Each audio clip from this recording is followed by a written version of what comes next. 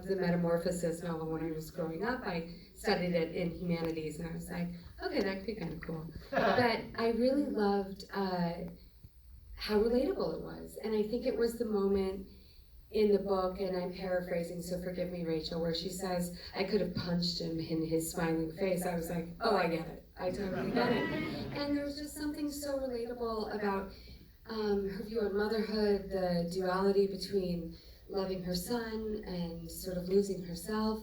There was just so many complex issues to explore that I just thought this could make a really special film. Well, not only just as an actor, but also as a producer. Why was it so important for you to produce a movie where you just had to be on it?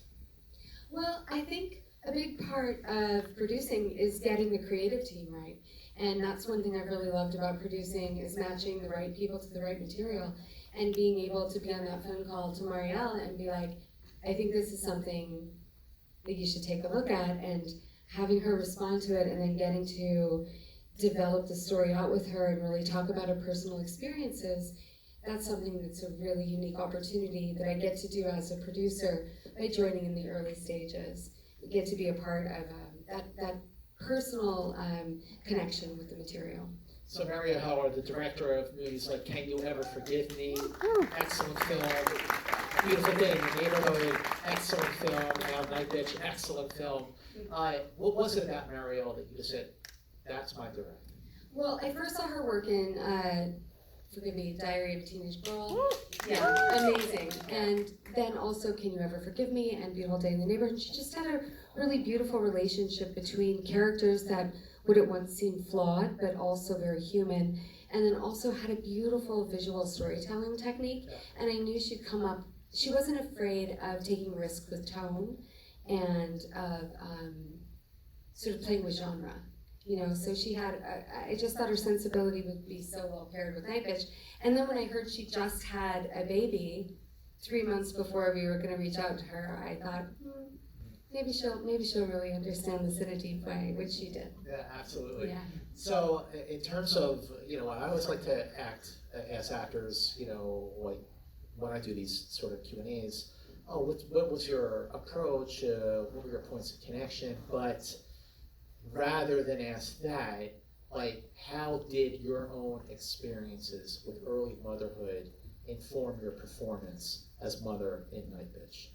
Well, there were a lot of experiences that informed, but not only just being a mother, but being a woman, being a human, and going through transformative periods of my life, or periods of my life where I've had struggles with identity, struggles with friendships, relationships, but then deeper as you go into the motherhood, it's that idea of responsibility and that idea of connecting with something sort of ancestral and feral, and it's really powerful and scary and new, and there was just so much to sort of, okay, forgive me because I'm going to make puns, and it's not on purpose.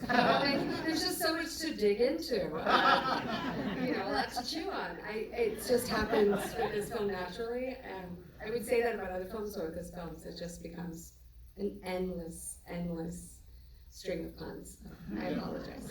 When I think about your career, the films, the roles you played, the range, Enchanted, Rival, Nocturnal Animals, yes, those are just the range that you've displayed, but by playing someone who is so relatable, but in such a raw, go-for-broke performance, that itself brings acting challenges that were unique to NIGHTBITCH. So what were those acting challenges for you in making this film, especially because you're in every scene? I don't know, I feel like making a movie, you forget the hard parts sometimes, I think there's a lot of vulnerability in this, and a lot of availability, and a lot of being present in the moment, especially working with the young actors. How great were they? Emma and Arden, they were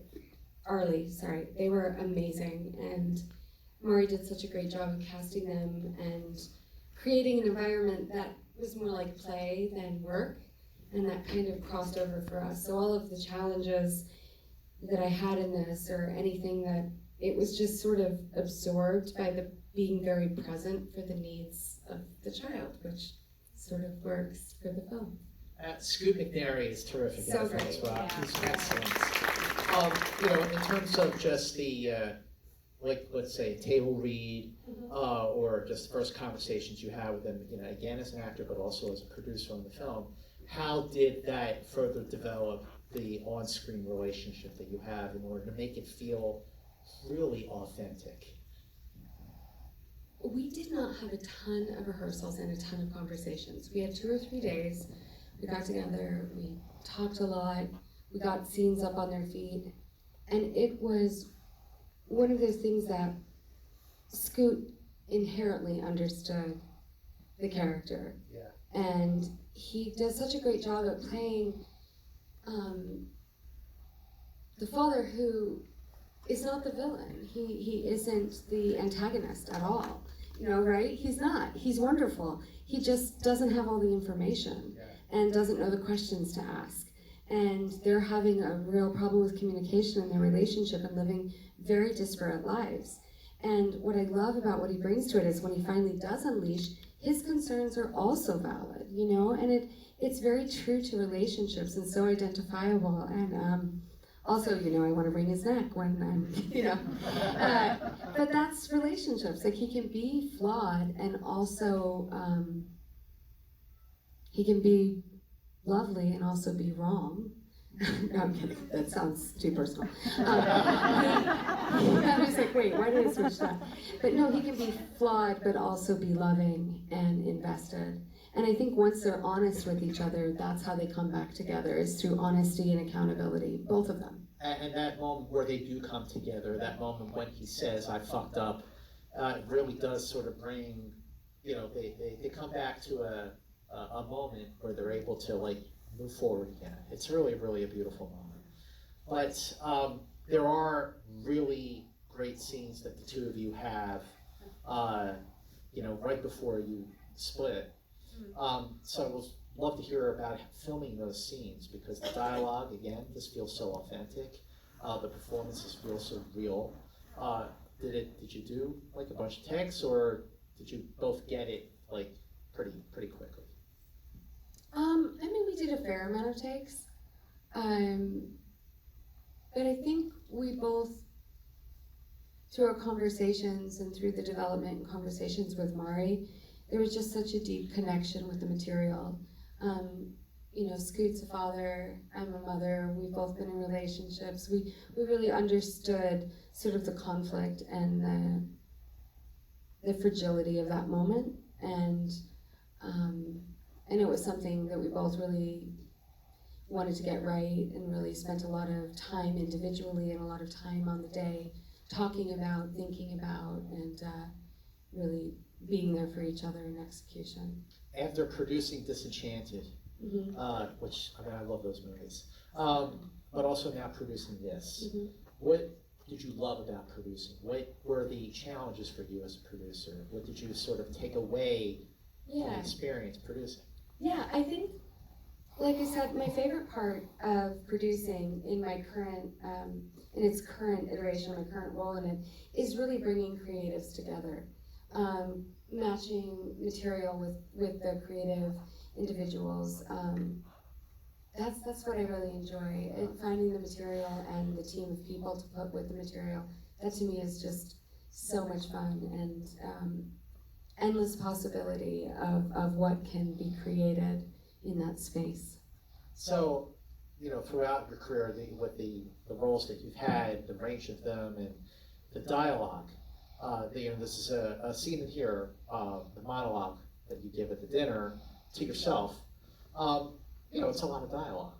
So my question is, you know, you're giving a performance and you're maybe rehearsing it or trying to think in your head, but before you got to do all that, you got to remember your lines.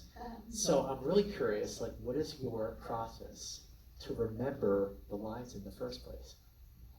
I don't know. I mean, some lines come to me more easily. They're more they sit different, sort of with my natural speech pattern. I think this dialogue really matched with my natural speech pattern. I think Mari, having talked to me so much, she sort of understood where to put this. And having talked to Mari, sometimes as an actor, when you have a director that has such a personal relationship with the material, you can hear their voice as well.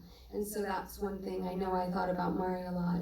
And Rachel as well, who has such a strong narrative inside of the book. So that helps, is like putting it in there, thinking of them, thinking of how they feel about it, not paying attention to the words as much, but I remember that scene, it was like actually a little tricky because it was kind of loud and there was nowhere quiet to be.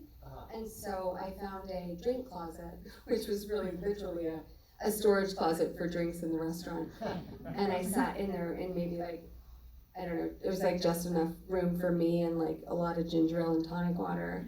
And in between takes, until we finished my coverage, I would just go in there and be quiet so I could stay in the right space, because I really wanted to make sure and communicate everything Mother was going through. And there's